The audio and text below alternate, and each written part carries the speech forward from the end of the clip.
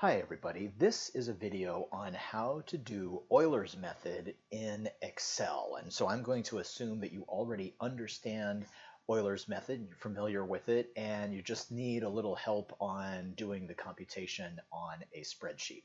So really quickly, just to review, Euler's method is used to solve differential equations that are of the form dy dt is equal to some function of t and y, where you have some initial condition where y of t0 is equal to y0.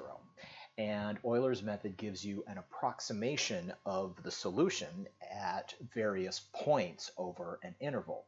And what Euler's method states is that y sub n plus 1 is going to be equal to y sub n plus f of t sub n y sub n, where the function f is the same function that's defined in the differential equation, multiplied by some step size h. And then h is what determines where those y values are going to be.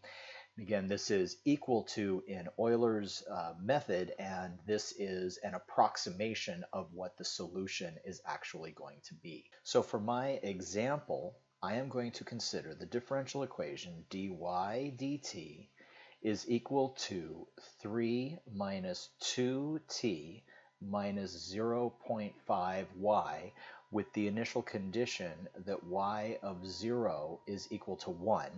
And we are going to look for solutions over the interval from 0 up to 1 with a step size of 0.2.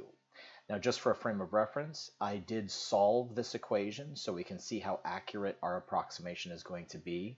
The solution to the differential equation is y is equal to 14 minus 4t minus 13e to the negative t divided by 2. All right, so now I'm going to move over to Excel, and I'm going to show you how I can set up this sequence of values. First, I'm going to start with a couple of labels. I'll let this be the value of t, and then I'm going to call it predicted y and actual y, which I will use from the actual solution. And let me make my columns a little bit wider here. All right, so the first case is the first point is the initial condition, which we know that when t is equal to 0, y is equal to 1. So that is given to us in the problem. And then, since my step size is 0.2, I want to move up a distance of 0.2. So there's a couple ways to do that in Excel. I could set up the formula 0 plus 0.2.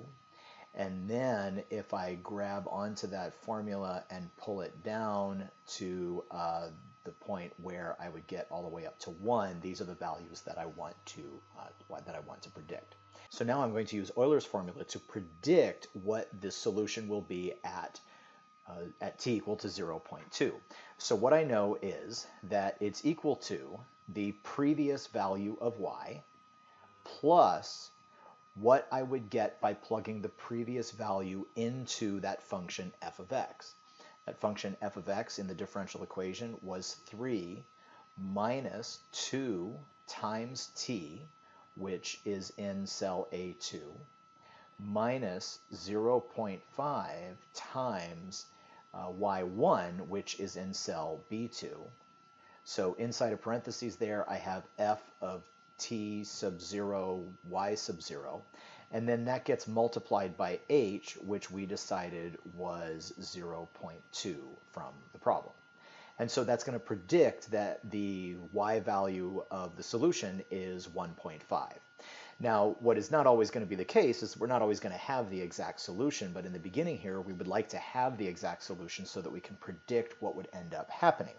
And so the exact solution from the previous sheet, and I'm going to predict the actual solution for t equal to 0 as well, was 14 minus 4 times t, so 4 times the value in A2, minus 13 times E, which in Excel, that is the formula EXP. So EXP, open parentheses, then you put in what the exponent is going to be, which is negative t divided by 2. And that formula all looks okay. And so when I hit return, I get 1. And that is not a surprise at all, because this 1 was the initial condition, and now this 1 is what the solution is at 0. And those should be exactly the same. Now this is set up so that if I drag this formula down, I will see that this, the 1.437, that is the actual value of t equal to 0.2 in the solution, and we have approximated it with this value of 1.5. Now these formulas are set up so that we can pull them down and get all of the predicted values and then also all of the actual values. And you can see that Euler's method did a pretty good job of describing what the solutions are, but the accuracy of that solution gets less and less as we move along, as we move further and further away from the initial condition. Now, just a comment about formatting. I think that in Excel, since I might want to display this table, maybe I will take these and center them. Also, it would be nice if I had all of these going to the same number of decimal places. That I can do here, where I can increase the number of decimal places. I think I'll set it there so that all of these values are set at 1 decimal place. These predicted and actual values have a whole bunch of different decimal places. Maybe I'll make all of those consistent. I think maybe having them to 4 decimal places is kind of nice. And then I'm also going to add a column that gives me what the percentage error is.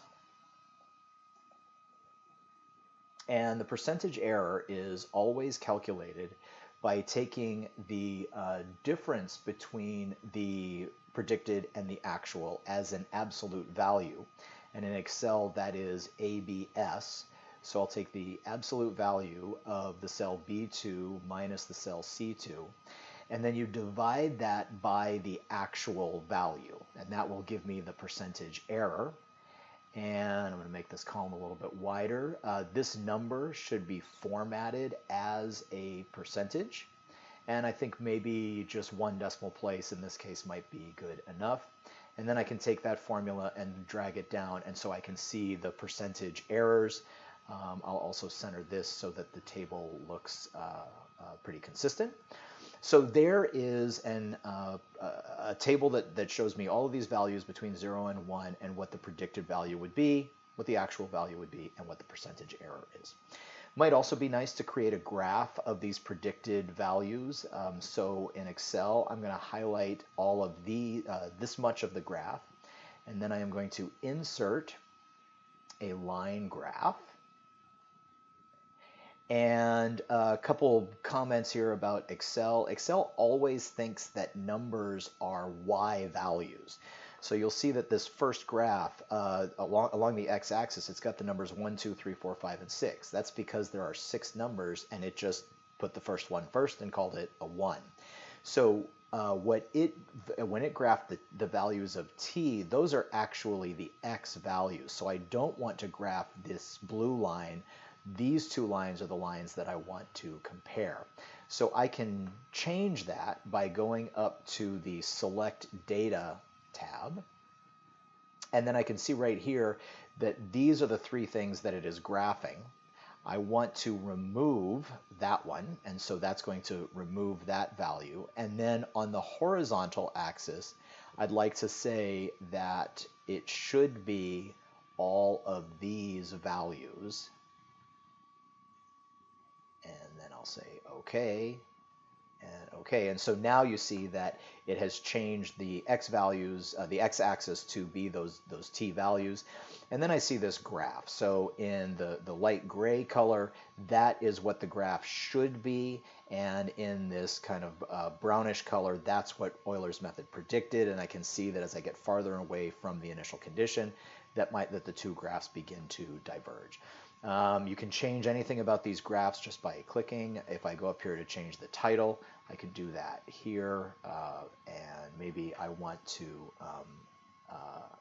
change it to Euler's method with h equal to 0.2. something like that, you can change the format of the x and the y values, and that gives me a pretty nice graph of the situation. So that's kind of how you do these calculations in Excel, and I hope that works for you.